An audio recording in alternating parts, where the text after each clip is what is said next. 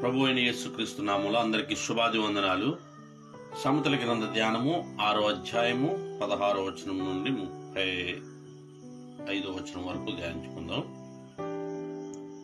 యెహోవాకు అసహ్యములైనవి 6 కలవు, 7 ఆయనకు హేయములు.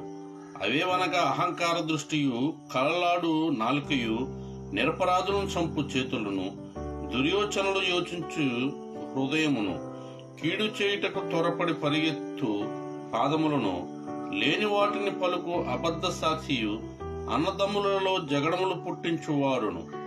నా కుమారుడా, నీ తండ్రి ఆజ్ఞను గైకొనుము, నీ తల్లి ఉపదేశమును త్రోసివేయకుము. వాటిని ఎల్లప్పుడూ నీ హృదయమునందు ధరించుకొనుము, నీ మెడ చుట్టూ వాటిని కట్టుకొనుము. నీవు త్రోవను వెళ్ళినప్పుడు అది నిన్ను నడిపించును, నీవు పండుకొనున్నప్పుడు అది నిన్ను కాపాడును, నీవు మేలు కొనున్నప్పుడు అది నీతో